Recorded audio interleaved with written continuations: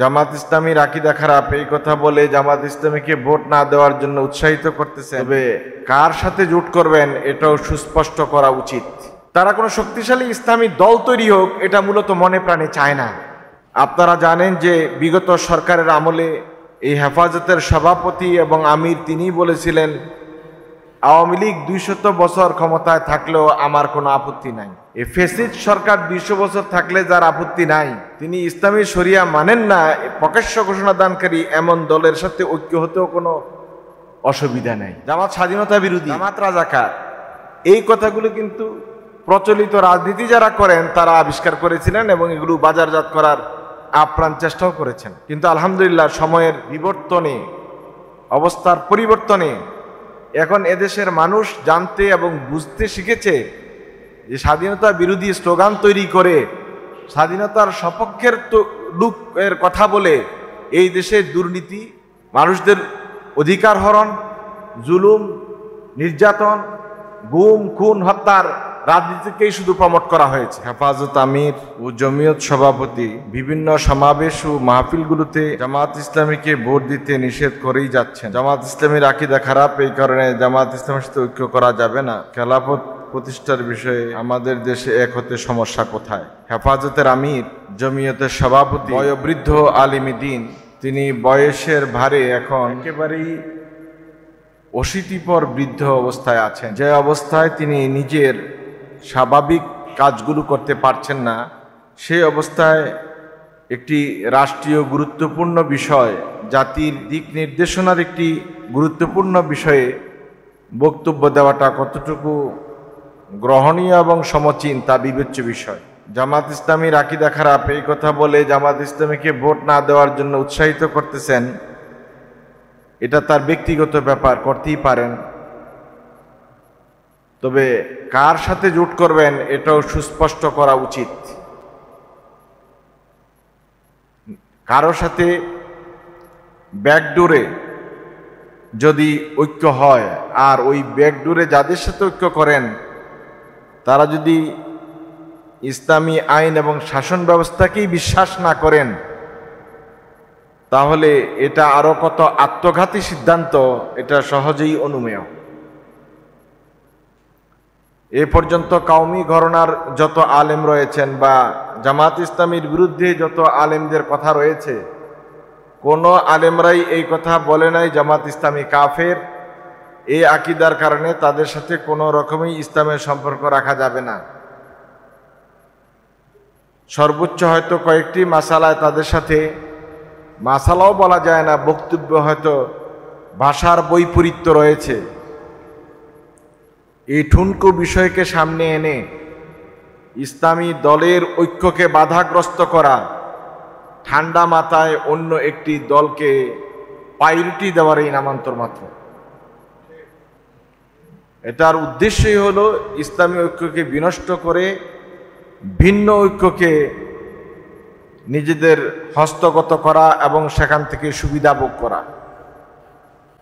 আপনারা জানেন যে বিগত সরকারের আমলে এই হেফাজতের সভাপতি এবং আমির তিনিই বলেছিলেন, আওয়ামী লীগ 200 বছর ক্ষমতায় থাকলেও আমার কোনো আপত্তি নাই।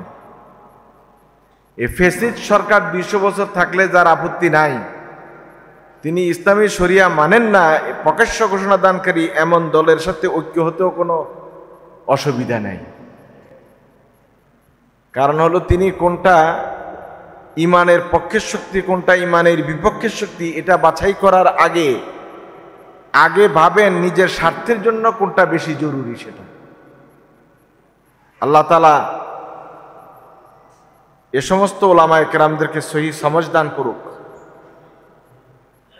যে দিনের প্রকৃত অর্থ বুঝার পরেও, ঐক্যের বিষয়টি স্পষ্ট প্রতিভাত হওয়ার পরেও বিকল্প রাস্তায় হাঁটা এটা ঈমান বিরোধী কাজ।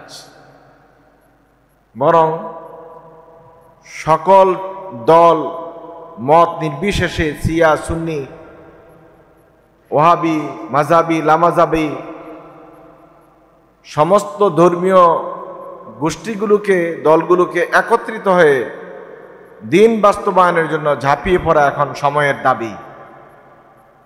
আর এই সময়ের দাবির বিরুদ্ধে যারা অবস্থান নেবেন তারা ইতিহাসের আস্থা করে নিক্ষিপ্ত হবেন। হয়তো ইসলামী দল ক্ষমতায় যাবে না তাদের কারণে, বিভিন্ন নেফাকির কারণে, কিন্তু তারা আল্লাহর দরবারে দায়বদ্ধতা থেকে বাঁচতে পারেন না।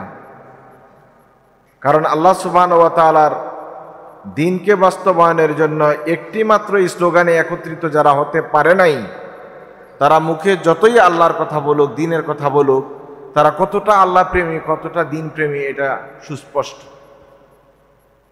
আল্লাহ তাবারক তাআলা আমাদের সবাইকে প্রকৃত কথাটি, হক বিষয়টি বুঝার, বলার, আমল করার তৌফিক দান করুক, আমিন।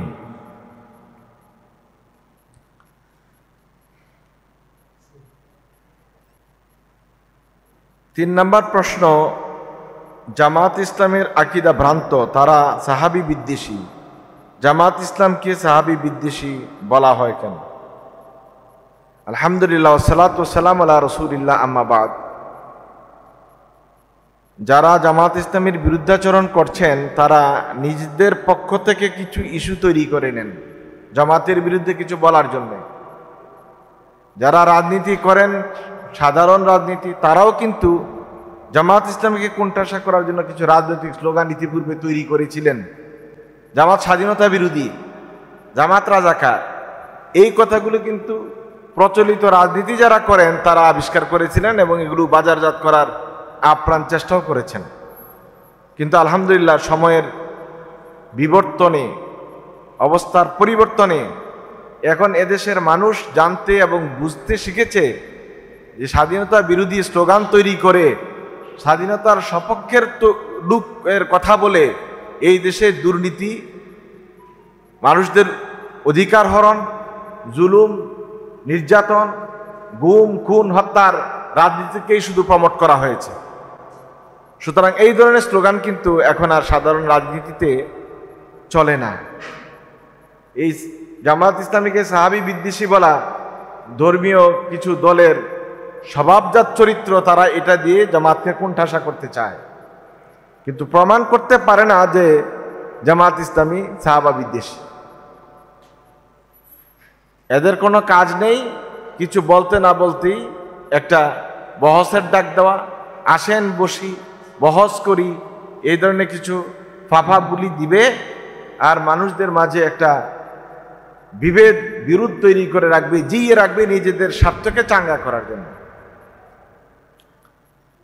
তারা কোনো শক্তিশালী ইসলামী দল তৈরি হোক এটা মূলত মনে প্রাণে চায় না। সাহাবায়ে কেরাম রাদিয়াল্লাহু তাআলা আলাইহিম আজমাইনদের বিপক্ষ হিসেবে জামাত ইসলামকে উপস্থাপন করা এটা পুরানো রোগ। এ বিষয়ে আমরা ইতিপূর্বে বহুবার কথা বলেছি। এটার উদ্দেশ্য হলো ঠান্ডা মাথায় কোণঠাসা করার জন্য এই প্রচারণা, অপপ্রচার।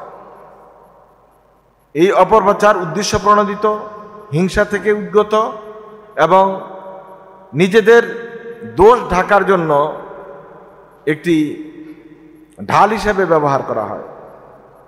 আমি এ বিষয়ে বেশ কয়েকবারই কথা বলেছি, আজকে আর লম্বা কথা বলবো না। এই কথার মূল কথাই হলো যে মনের বিদ্বেষ থেকেই এই প্রচারণাগুলো চালানো হয়, যাতে করে মানুষের মনে একটি স্থায়ী ঘৃণা তৈরি হয়ে যায়। কিন্তু আলহামদুলিল্লাহ কোনো কোনো সময় অপপ্রচারও বিনা পয়সায় প্রচারের কাজ হয়ে যায়। এটাই হচ্ছে, এবং আল্লাহ তাআলা তাদের এই অপপ্রচারটাকে জামাত ইসলামের জন্য পজিটিভ করে দিচ্ছেন। এটা হলো আল্লাহ তাআলার বড় করুণা এবং দয়া। আল্লাহ তাআলা কাকে দিয়ে কি কাজ করাবেন এটা আল্লাহ তাআলাই ভালো জানেন। আল্লাহ তাআলা আমাদের সবাইকে বুঝার তৌফিক দান করুক, আমিন।